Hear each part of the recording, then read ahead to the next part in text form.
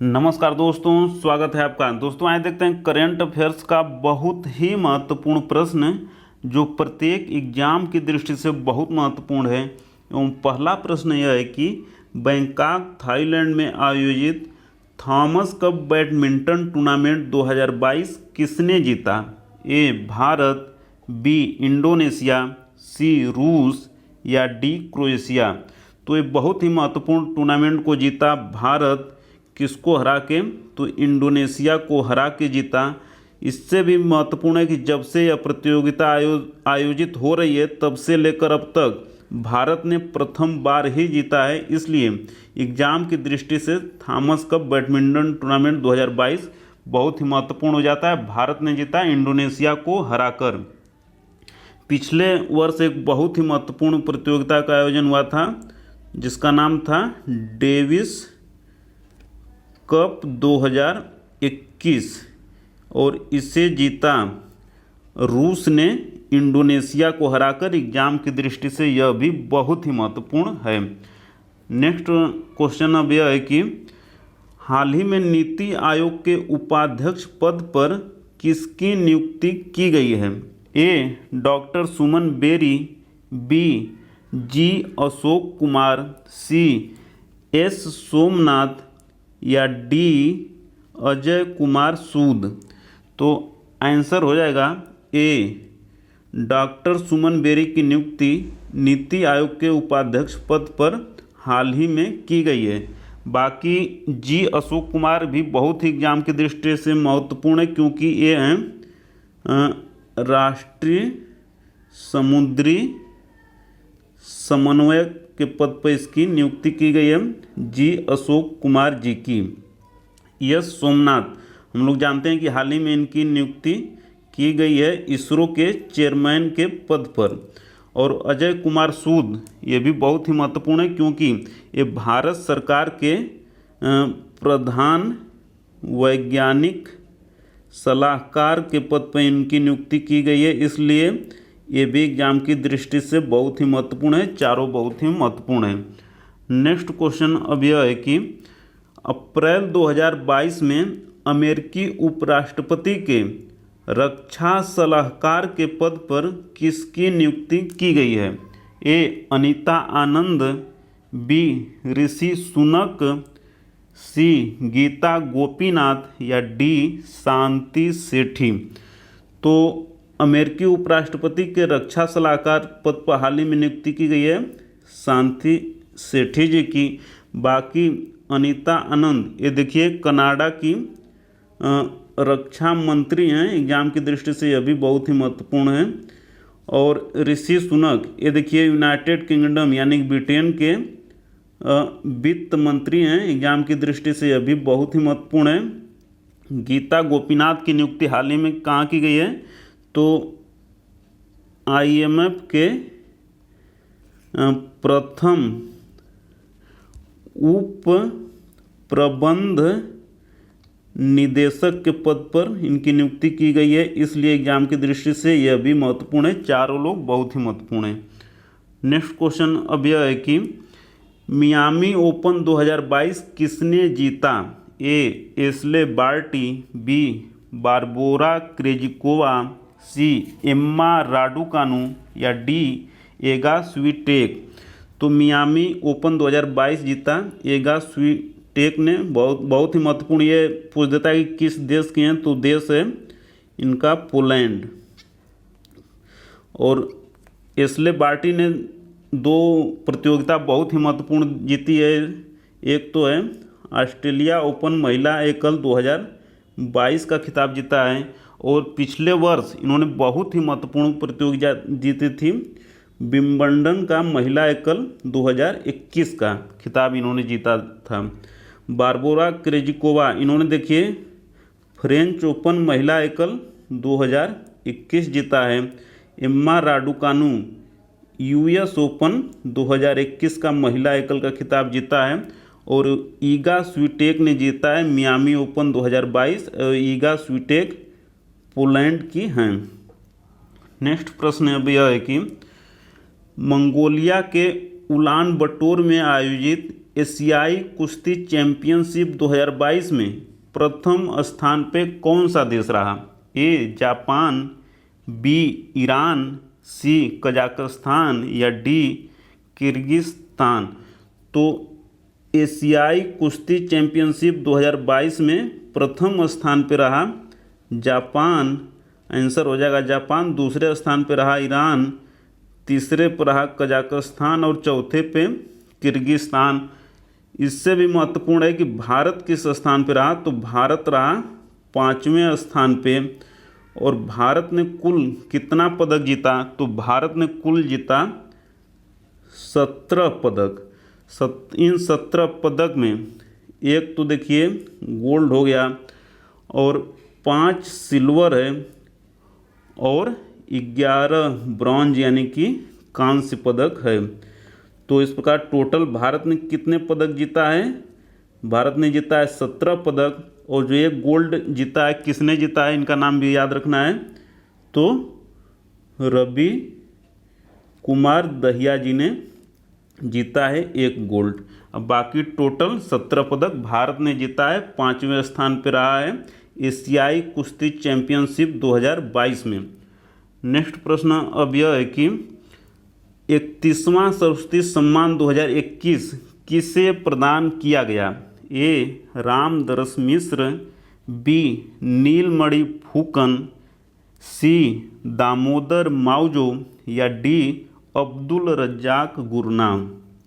तो 31वां सरस्वती सम्मान 2021 हाल ही में दिया गया रामदरस मिश्र जी को। बाकी नीलमणि फूकन इनको बहुत ही महत्वपूर्ण दिया गया है 56वां ज्ञानपीठ पुरस्कार 2021 का, और ये असमिया भाषा के कवि हैं। और दामोदर मावजो जी को दिया गया है 57वां ज्ञानपीठ पुरस्कार 2022 का, ये हैं कोंकणी भाषा के कवि।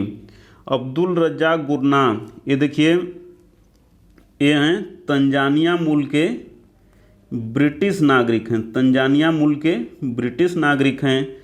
और इनको 2022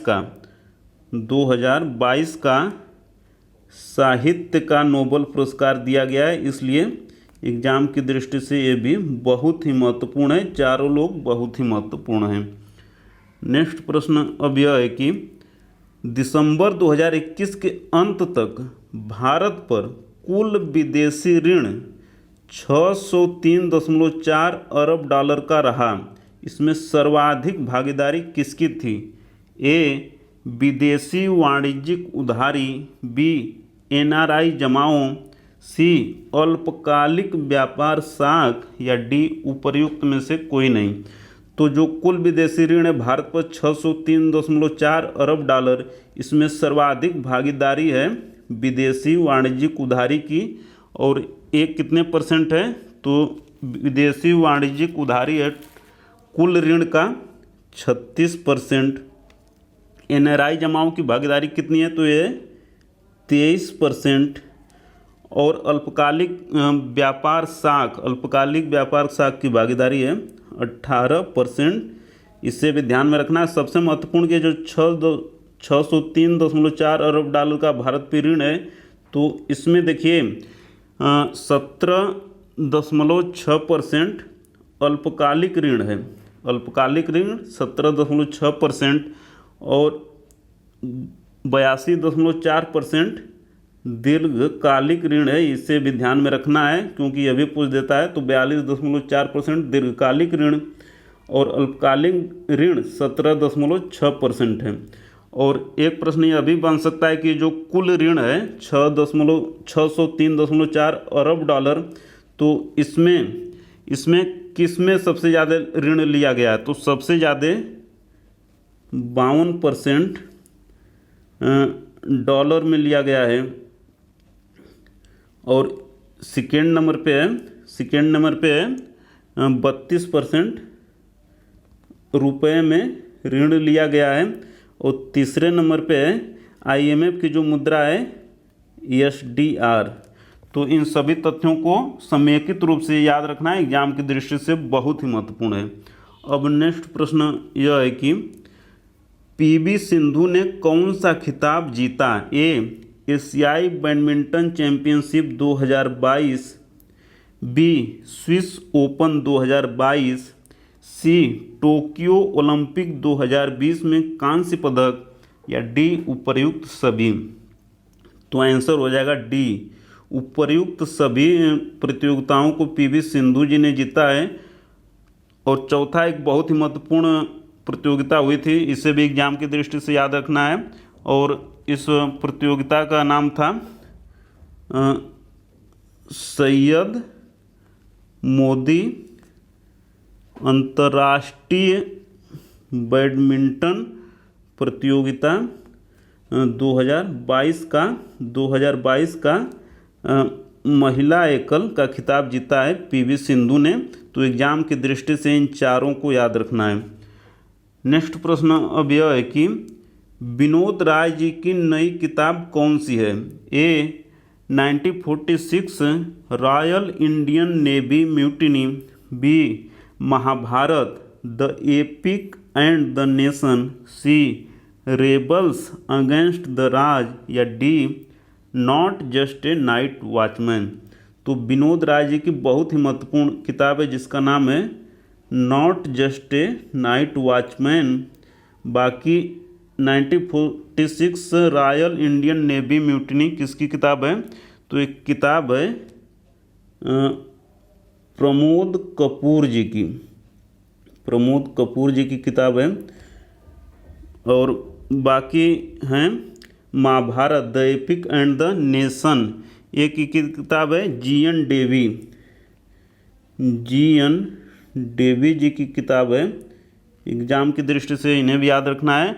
रेबल्स अगेंस्ट द राज, ये है रामचंद्र गुहा जी की किताब है, बहुत ही बड़े इतिहासकार।